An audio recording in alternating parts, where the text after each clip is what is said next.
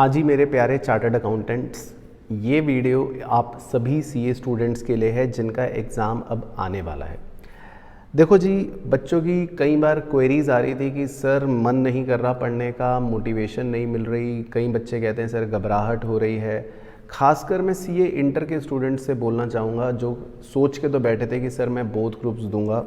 जब आपने क्लासेस लगाई, आपने प्रिपरेशन स्टार्ट करी तो पूरा प्लानर, पूरा जोश था कि ठीक है मैं बोथ ग्रुप्स देने वाला हूँ। जैसे जैसे टाइम बीतता गया, बर्डन बढ़ता गया, सब्जेक्ट्स का बैकलॉग बढ़ता गया और अब इस स्टेज ऑफ टाइम पर या तो आपने फॉर्म भर दिया है, अब सोच रहे हो कि मैं खाली एक ग्रुप दे दूं, या फिर आप सोच रहे हो कि मैं अपना स्किप ही कर दूं, अटेम्प्ट अगली बार अच्छे से तैयारी करके दूंगा, या फिर हो सकता है कि कुछ ना कुछ इस तरह के विचार आपके मन में चल रहे हों। Right, same goes for CA foundation का बच्चा। सीए फाउंडेशन के बच्चे जो पहली बार देने वाले हैं वो सोच रहे हैं कि पता नहीं होगा या नहीं, अब तो बहुत कम टाइम बचा है। जो दूसरी बार या तीसरी बार दे रहे हैं वो फिर से उसी पॉइंट पर स्टक हो गए हैं कि चीज़ें बची हुई हैं, प्रैक्टिस की कुछ कमी लग रही है, टेस्ट भी नहीं हुए हैं। तो मेरा ये कहना है इस वीडियो के माध्यम से सबसे पहले तो कि आप जब प्लान बनाते हो, शुरू में आपने जब सोचा था शुरू में कि यस मुझे करना है, मुझे बोथ ग्रुप्स देने हैं, या मैंने उस हिसाब से प्लानिंग करी थी, तो पहली चीज़ तो अब उसी पर स्टक रहो। सीए इंटर स्टूडेंट्स को बोलना चाहूँगा कि आप अपना अगर अटेम्प्ट स्किप करते हो तो उससे कोई भी फ़ायदा नहीं होगा। जो फीलिंग आपको आज है वो सेम फीलिंग हर बार एग्ज़ाम से कुछ दिन पहले आएगी ही आएगी। जिस फीलिंग पे आप आज बैठे हो वो सेम फीलिंग आपको कुछ अटेम्प्ट के बाद भी आने ही वाली है। तो हर बार क्या आप अपना अटेम्प्ट ही स्किप करते रहोगे? Answer is no. दूसरी चीज़, अटेम्प्ट देने में आपका कोई भी लॉस नहीं है। पहले मैं बात करता हूँ उन स्टूडेंट्स की जो बोथ ग्रुप्स देना चाहते थे पर अब सोच रहे हैं कि नहीं मैं दूं या ना दूं। मैं आपको बता देता हूँ, देखो भाइयों, आप दोनों ग्रुप्स अगर देते हो, ग्रुप 1 और ग्रुप 2, तो उसमें आपका कुछ भी नुकसान नहीं होने वाला। कैसे? अगर आपको लगता है कि सर मेरी ग्रुप 1 की तैयारी तो अच्छी है, ग्रुप 2 की कम अच्छी है, पता चला मैं ग्रुप 2 दूँ और उस चक्कर में मैं ढंग से ना कर पाऊँ, अगर आपको ऐसा लगता है तो कोई दिक्कत नहीं है। आपने बोथ ग्रुप्स अगर भरे हैं, एग्ज़ाम जाकर दोनों के दे आओ। तैयारी करनी है तो खाली ग्रुप 1 की अच्छे से कर लो। पर मेरा पॉइंट ये है कि एग्ज़ाम मत स्किप करो। अभी से अपने लिए आसान रास्ता मत ढूंढो। ये मत सोचो कि टाइम बहुत कम है, ऐसा कुछ कम भी नहीं है। चाहोगे तो इसमें भी हो सकता है, लोगों ने करा है, हो जाता है, प्रूवन तरीके हैं। बस आपको मेन चीज़ क्या है, अभी अपने आप को संभाल के रखना है। अपने जो टाइम वेस्टिंग एलिमेंट्स हैं उनको बिल्कुल रिड्यूस कर दो, बिल्कुल मिनिमल कर दो, कम कर दो, और डूएबल्स को बढ़ा दो। जो चीज़ें होनी चाहिए, जो करना चाहिए, उसको करना है, उस पर फोकस करना है। बेस्ट तरीका यही है। अब अगर आपके मन में है कि मैं बोथ ग्रुप्स दूँ या ना दूँ, क्या फ़ायदा होगा, छोड़ो एक ही ग्रुप दे देता हूँ, तो देखो पहली बात तो ये, आप दोनों ग्रुप्स के एग्ज़ाम अगर देते हो तो जो बेनिफिट आपको मिलता है सेट ऑफ का, वो हो सकता है मिले। और ये कई बार आप अभी इस पॉइंट ऑफ टाइम पे सोचते हो कि पता नहीं एग्ज़ाम में तो क्या होगा, मैं क्या ही पास होऊंगा, नहीं होने वाला कुछ। पर मैं आपको बताता हूँ अपने एक्सपीरियंस से, कई बार जब आप सोचते हो कि नहीं होगा पेपर में तो मेरे को कुछ नहीं आता, लेकिन at that moment of time कई बार कुछ चीज़ें क्लिक कर जाती हैं, आप थोड़ा बहुत भी सॉल्व करके आते हो और कई बार सेट ऑफ वाकई में बहुत हेल्पफुल हो जाता है। ऐसा होता है जो पेपर आपने बहुत अच्छे से पढ़ा था उसमें मार्क्स कम रह जाते हैं, 40-45 ऐसे। और जो पेपर आप सोच रहे थे कि यार ये तो मुझे कम आता है, लेकिन क्या पता वो पेपर इजी आ जाए एग्ज़ाम में, उसमें आपके मार्क्स 60+ 70s तक पहुंच जाए, वो सब कुछ कवर कर लेता है। तो कोई भी हर्ज नहीं है अगर आपने बोथ ग्रुप्स की एक बार क्लासेस कंप्लीट भी कर रखी हो, कोई फ़र्क नहीं पड़ता, जाकर उसका एग्ज़ाम दे दो। ये मत सोचो कि मैंने तो क्लासेस कब कंप्लीट करी थी, मुझे तो अभी कुछ भी याद नहीं है। नहीं होगा याद, लेकिन एग्ज़ाम की प्रिपरेटरी लीव्स में एक दिन भी कुछ भी देखकर चले गए, और मैं कह रहा हूँ कम से कम नंबर भी आए तो खोने को कुछ नहीं है। एक्सपीरियंस तो होगा, एग्ज़ाम प्रेशर कैसा होता है वो पता चल जाएगा। और आपको अगर तैयारी एक ग्रुप की करनी है तो फोकस करो उस पर भाई, उसी की तैयारी अच्छे से करो।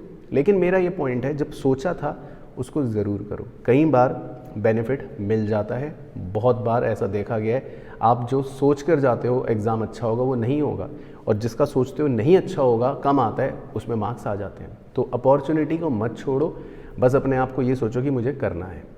दूसरी चीज़, जो बच्चे सोच रहे थे कि मैं अपना स्किप कर देता हूँ यार, अटेम्प्ट छोड़ो, तो उनको तो मैं बोलता हूँ कि बिल्कुल बिग नो है। अटेम्प्ट स्किप करना तो सीए के अंदर बहुत बड़ा नो है। अनलेस एंड अनटिल बहुत ज़्यादा आप गोल ओरिएंटेड हो।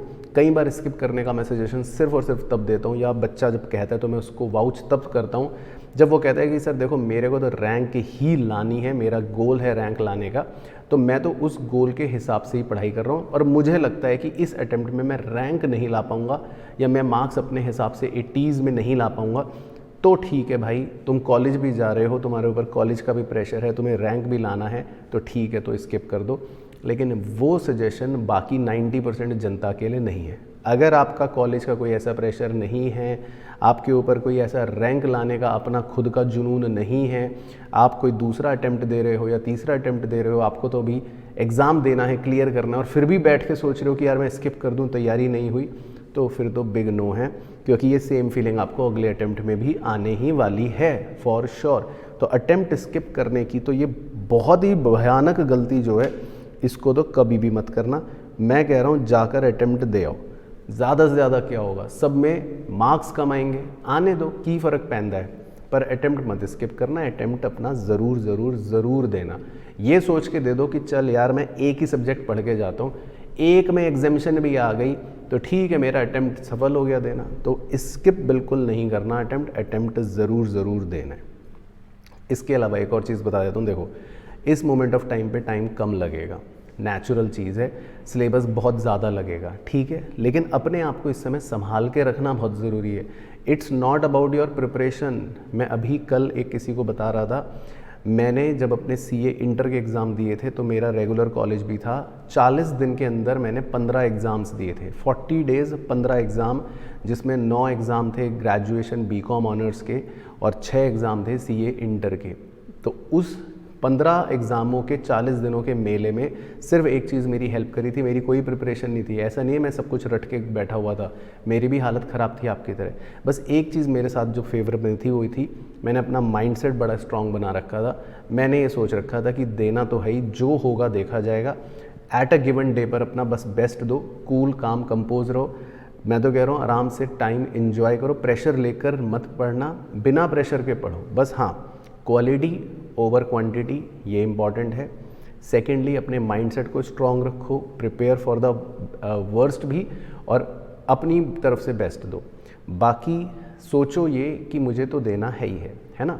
जब छोटे थे तब भी तो एग्ज़ाम देते थे, तब थोड़ी ना ये ऑप्शन था, क्या क्लास 12th में ऑप्शन था कि ठीक है तैयारी कम है, नहीं बाद में दे दो 6 महीने बाद, नहीं। तो ये सब चीज़ें अभी क्यों सोचनी है आपको, जस्ट गो फॉर इट। आप कर सकते हो, बिलीव मी, आप में पोटेंशियल है। अपनी पुरानी अचीवमेंट्स को निकालो, देखो जब आपने अच्छा करा तो उनको बारे में सोचो, तो आपके अंदर पोटेंशियल है। It's just a matter of time. या कई बार क्या होता है, एक हवा बन जाता है, या फिर आपके सर्कल में 4 लोग आपको बोल देते हैं कि यार मुश्किल है, मैं तो एक ही ग्रुप दे रहा हूँ। ये सब लोग कुछ काम नहीं आने वाले। अपने हिसाब से डिसीजन लो, आपके में पोटेंशियल है, आप कर सकते हो, एंड बिलीव मी हो भी जाएगा। Having said that, same goes for CA foundation student. अगर आप CA फाउंडेशन स्टूडेंट हो या इनफैक्ट कोई से भी स्टूडेंट हो, कोई ऐसा भी एग्ज़ाम दे रहे हो, आपके लिए भी सेम चीज़ एप्लीकेबल है मेरे भाई। टाइम कम लग रहा है इस समय, मुझे पता है, सिलेबस ज़्यादा लग रहा है, मुझे पता है, लेकिन ये हर बार लगेगा, ये सोच लो। कभी भी ये मत सोचना अब मैं 6 महीने बैठ के अब ये अटेम्प्ट छोड़ देता हूँ, पढ़ूंगा ना तो फिर देखना आग ही लगा दूंगा। कुछ आग नहीं लगनी। जैसे ही तुम्हें पता चला तुम ये अटेम्प्ट छोड़ रहे हो ना, अगले दिन से तुम लीनेंट, आलसी, वही 1-2 घंटा किताबें देखोगे, ड्रामेबाजी, कुछ नहीं होना।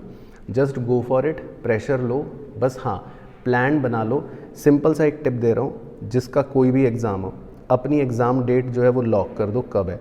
आज आप कहाँ बैठे हो वो लॉक है कि कहाँ हो। जितना गिवन टाइम है उसमें एक एक दिन बस आपका डिफ़ाइन होना चाहिए। ये पता होना चाहिए इस डे पर मैं पूरा दिन कैसे गुजारने वाला हूँ, क्या पढ़ने वाला हूँ, क्या करने वाला हूँ।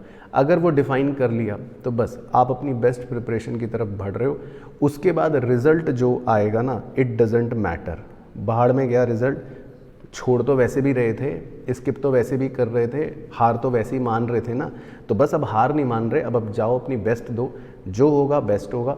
रिज़ल्ट जो आएगा उसको ग्रेसफुली एक्सेप्ट करना, आगे बढ़ना। तो ये सोचो कि मैं तो छोड़ने वाला वैसे ही था, और अगर हल्के से इस कुछ दिनों के एफर्ट में आपने अपने आप को स्ट्रॉन्ग रख के हल्का सा पुश कर लिया, तो हो सकता है कुछ ऐसा हो जाए जो शायद आप कल्पना भी नहीं कर रहे, पर वो जो खुशी मिलेगी उस चीज़ की, तो वो आपको बहुत ऊपर, बहुत आगे ले जाएगी। ठीक है मेरे भाइयों, तो इसी नोट पे एंड करना चाहूँगा वीडियो कि it's not about the motivation, it's all about your discipline.